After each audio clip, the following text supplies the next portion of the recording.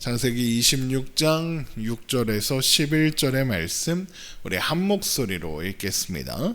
이삭이 그랄에 거주하였더니 그곳 사람들이 그의 아내에 대하여 물으매 그가 말하기를 그는 내 누이라 하였으니 리브가는 보기에 아리따움으로 그곳 백성이 리브가로 말미암아 자기를 죽일까 하여 그는 내 아내라 하기를 두려워함이었더라. 이삭이 거기에 오래 거주하였더니 이삭이 그의 아내 리브가를 껴안은 것을 블레셋 왕 아비멜렉이 창으로 내다본지라. 이에 아비멜렉이 이삭을 불러 이르되 그가 분명히 내 아내거늘 어찌 내 누이라 하였느냐. 이삭이 그에게 대답하되 내 생각에 그로 말미암아 내가 죽게 될까 두려워하였음이로다. 아비멜렉이 이르되 내가 어찌 우리에게 이렇게 행하였느냐. 백성 중 하나가 내 아내와 동침할 뻔하였도다. 내가 죄를 우리에게 입혔으리라. 아비멜렉이 이에 모든 백성에게 명하여 이르되 이 사람이나 그의 아내를 범하는 자는 죽이리라 하였더라. 아멘. 가나안의 기근이 찾아오자 이삭은 애굽으로 가려고 했죠.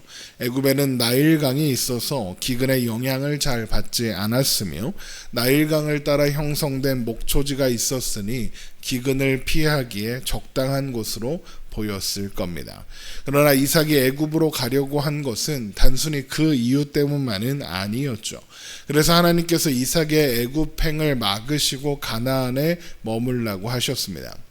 먼저 하나님께서 이삭의 애굽행을 막으신 것은 그가 아브라함처럼 애굽에 가서 배워야 할 것이 없었기 때문입니다.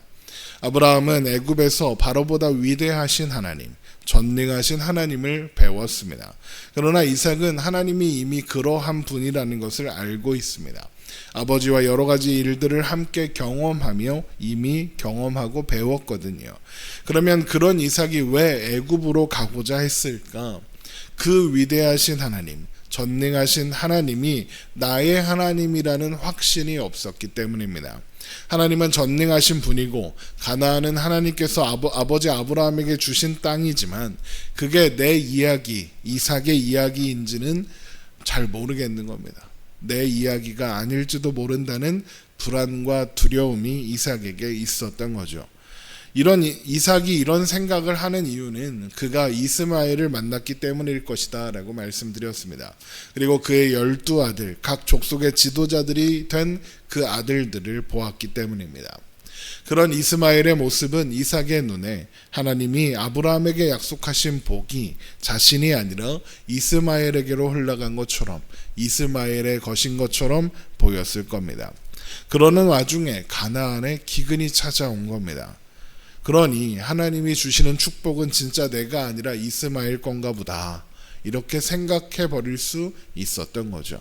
그래서 이삭은 하나님이 자기 편이 아니라 이렇게 생각한 채 애굽으로 가고자 했던 겁니다. 그래서 하나님은 애굽으로 가려는 이삭을 막으시고 설득하시며 확증해 주시는 겁니다. 아브라함에게 주신 약속, 아브라함에게 주신 복은 모두 이삭을 위한 것이다 라고 말입니다. 이런 하나님의 설득에 이삭은 더 이상 나아가지 않고 그곳에 머무니 그곳은 그랄이었습니다. 창세기 26장 6절입니다. 이삭이 그랄에 거주하였더니. 그런데 이상한 겁니다. 하나님은 가나안에 머물라고 하셨는데 이삭이 원래 머물던 곳으로 돌아가지 않았습니다. 물론 하나님의 명령을 따라 애굽으로 가지도 않았습니다. 그렇다고 가나안, 원래 아버지와 함께 지내던 그 브엘라 헤로이, 또 헤브론 이쪽으로 돌아가지 않습니다. 가지 말라고 하시니 멈추기는 했으나 아직 확신이 없는 겁니다.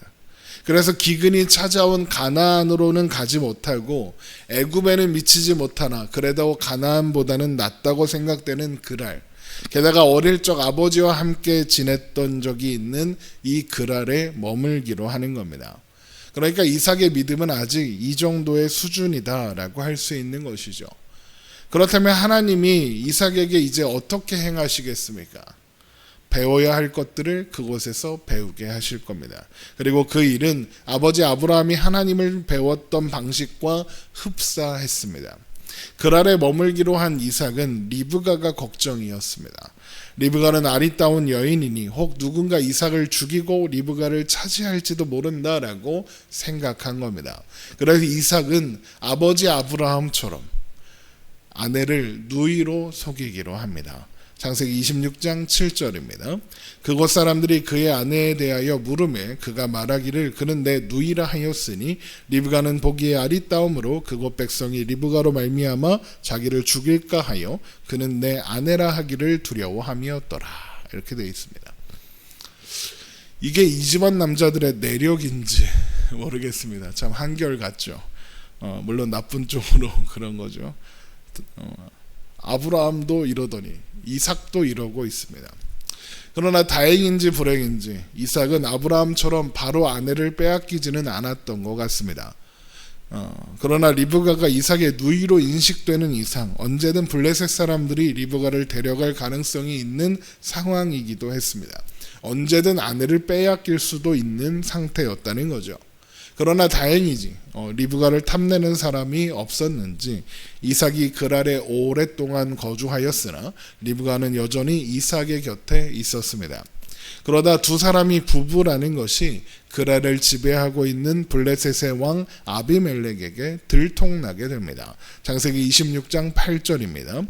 이삭이 거기 오래 거주하였더니 이삭이 그 아내 리브가를 껴안은 것을 블레셋 왕 아비멜렉이 창으로 내다본지라. 이삭이 그랄에 오래 거주했다는 것으로 보아서 이삭이 느낀 위협은 실체가 있는 위협이 아니라 이삭이 그냥 혼자 과하게 상상한 결과였다는 것을 알 수 있습니다. 진짜로 누가 이렇게 리브가를 데려가려고 이삭을 죽일 그런 생각도 없는데 지레 겁을 먹고 혼자 그렇게 있었던 겁니다. 그런데 아무 일도 없이 시간이 흐르니 긴장이 풀리고 그러다 보니 애정 행각을 버리고 그러다가 아비멜렉한테 들키게 된 겁니다. 이 두 사람이 부부라는 것을 인식하게 된 아비멜렉이 제일 먼저 한 일은 이삭을 불러다가 책망하고 리브가를 왜 누이라고 했느냐라고 책망하면서 그러지 말라고 이야기합니다. 그러자 이삭은 리브가를 빼앗기 위해 나를 죽일까 봐 그랬다. 이렇게 변명하게 되죠. 창세기 26장 9절입니다. 이에 아비멜렉이 이삭을 불러 이르되 그가 분명히 내 아내거늘 어찌 내 누이라 하였느냐. 이삭이 그에게 대답하되 내 생각에 그로 말미암아 내가 죽게 될까 두려워하였음이로다. 이렇게 돼 있죠. 아비멜렉이 이삭을 급히 불러 책망하는 것은 이삭의 거짓말이 어떤 결과를 초래할지 알고 있었기 때문입니다. 아브라함 때에 아브라함이 사라를 누이 동생으로 속였다가 된통 당한 적이 있기 때문입니다. 이번에도 만약 리브가를 이삭의 누이인 줄 알고 데려가 동침하려 했다면 아브라함 때 블레셋이 멸족당할 뻔했던 일이 반복될 수 있고 아비멜렉의 입장에서 그건 너무 끔찍한 일이었던 거죠. 창세기 26장 10절입니다. 아비멜렉이 이르되 내가 어찌 우리에게 이렇게 행하였느냐. 백성 중 하나가 내 아내와 동침할 뻔하였도다. 내가 죄를 우리에게 입혔으리라. 이렇게 돼 있죠. 아비멜렉의 입장에서 이삭이 그랄에 머무는 동안 아무도 그런 시도를 하지 않았으니까 다행이라고 생각했을 겁니다. 그러나 이 상황을 생각해 보면 하나님이 지금 이삭을 가르치시는 과정이다라고 했죠. 당연히 하나님께서 섭리하신 결과로 아무도 이삭의 아내 리브가를 건드리지 않고 이삭을 건드리지 않은 거지 그냥 운이 좋았던 것은 아닙니다. 이전에 아브라함 때 그러셨던 것처럼 하나님께서 막으신 결과인 겁니다.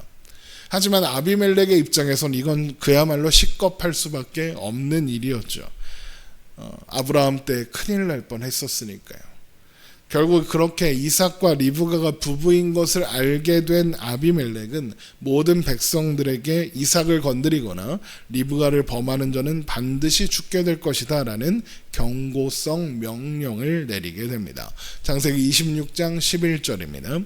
아비멜렉이 이에 모든 백성에게 명하여 이르되 이 사람이나 그의 아내를 범하는 자는 죽으리라 하였더라. 그렇게 하나님은 아비멜렉의 태도와 반응을 통해서 이삭을 가르치고 계시는 겁니다. 하나님께서 아브라함에게 주신 약속이 이삭에게 유효하다는 것과 아브라함과 함께 하셨던 하나님이 이삭과도 함께 하고 계신다라는 것을 보여주시는 거죠. 이삭도 아비멜렉이 이렇게 호들갑을 떠는 이유가 하나님 때문이라는 걸 모르지 않았을 겁니다. 아브라함에게 들었을 것이고 아비멜렉도 아브라함의 때에 있었던 일을 상기시켜 주었을 테니까요. 그렇게 이삭은 하나님이 자신을 지키고 계시며 함께하고 계신다는 사실을 아비멜렉을 통해서 그리고 아무 일도 없었던 그랄에서의 생활을 통해서 확인할 수 있었을 겁니다. 아마 이삭도 그제야 조금 안심했을 겁니다. 그러나 이삭이 지금 안심하는 건 하나님이 나와 함께 하시는구나, 하나님이 나를 지키시는구나 라는 확신이 있었기 때문에, 믿었기 때문에는 아니었던 것 같습니다. 아비멜렉이 이삭이나 그의 아내를 건드리는 자는 반드시 죽으리라 라고 한 그 명령 때문에 이삭은 안심하는 거라고 할 수 있습니다. 그걸 어떻게 아느냐? 이후에 벌어지는 사건들을 보면 알 수 있습니다. 오늘 본문의 사건을 통해서 이삭과 함께 하신다, 하나님이 이삭을 도우신다, 하나님이 이삭을 보호하신다, 이런 확신을 얻었다면 더 이상 그랄에 머물지 않아도 된다는 것을 알았을 것이고, 그랬다면 더 안전하다고 느꼈던, 아내를 누이라고 속이지 않아도 되었던 브엘라 헤로이나 헤브론으로 갔을 테니까요. 하지만 이삭은 계속해서 그랄에 머물렀습니다. 아마도 아직 기근이 끝나지 않았기 때문이었겠죠. 그래서 이삭은 그랄이라는 목초지를 떠날 수 없었을 겁니다. 게다가 아비멜렉에게서 안전을 보장받았으니 얼마나 안심이 되고 안정감을 느꼈겠습니까? 그래서 그랄에 더 머물고, 그래서 그랄에서 또 여러 가지 일들을 당하게 되는 겁니다. 그러니까 이삭은 이번 사건을 통해서 무언가 배우고 확인하기는 했지만 하나님을 온전히 신뢰하는 자리까지는 가지 못했다라고 할 수 있는 겁니다. 자, 그러면 하나님이 이제 어떻게 행하시겠습니까? 이삭을 가르치시고 훈련하실 사건을 또 허락하시겠죠. 그게 이어지는 이야기들입니다. 그 이야기들은 차차 살펴보도록 하겠습니다. 이삭은 여전히 두려웠지만 하나님은 그를 보호하십니다. 그래서 아무도 리브가에게 손을 대지 않았습니다. 하나님이 함께 하시니 두려워하지 말라, 두려워하면 안 된다, 그런 말을 많이 들으셨을 겁니다. 물론 그것은 확실한 사실입니다. 그러나 우리가 두려워해도 하나님은 함께 계십니다. 우리가 두려워도 하나님은 우리를 보호하십니다. 우리의 마음과 우리의 믿음의 상태에 따라 하나님이 함께 하실 수도 있고 함께 하지 않으실 수도 있고 그렇지 않다는 겁니다. 우리가 두려워해도 하나님은 우리 편이십니다. 우리가 두려워한다고 너 믿음도 그렇게 없어 라고 책망하지 않으십니다. 이삭이 두려워해도, 그래서 나름대로 자기 머리를 굴려서 안전하고자 해도 하나님이 보호하기로 하신 것을 철회하지 않으셨습니다. 하나님이, 이삭이 아무리 애를 써도 하나님이 보호하지 않으시면 안전할 수 없고 하나님이 보호하시면 안전한 겁니다.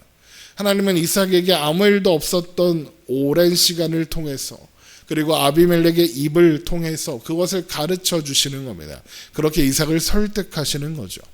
물론 그렇다고 해서 이삭의 믿음이 갑자기 성장하거나 하지는 않습니다.